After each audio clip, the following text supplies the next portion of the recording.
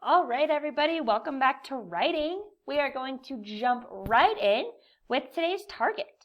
Our target says, I can describe the butterfly life cycle. I will show this by writing a complete informational piece. Okay, so today we're going to start by talking about the butterfly life cycle. Now, if you remember back to yesterday, you guys read and you watched videos and you saw the complete butterfly life cycle. It started from an egg, then it went to a larva, pupa, and then adult. And then we talked about how this cycle goes again. Okay, so that's our butterfly life cycle. Today you're going to describe.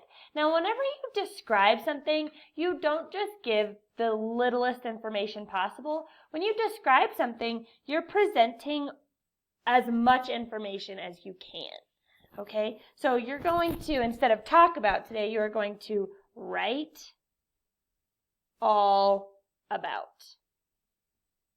You're going to write all about the butterfly life cycle. So you're going to show this by writing. Again, it's very important that we do our writing. A complete informational piece. Now, these two words I really want to talk about. Complete. We're going to really focus on this today because in third grade, there is an expectation for what a complete piece of writing looks like. Okay, a complete piece of writing has a few key components that we're going to break down today, but a complete informational piece of writing should have no less than 5 sentences.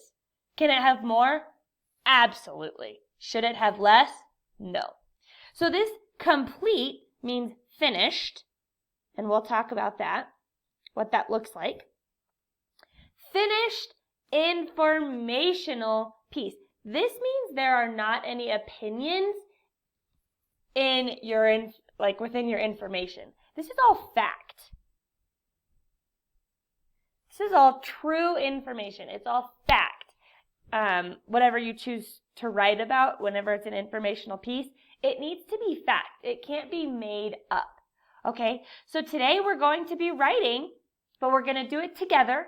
So you're going to watch the videos and it will be super easy. We'll go step by step and we'll do it together.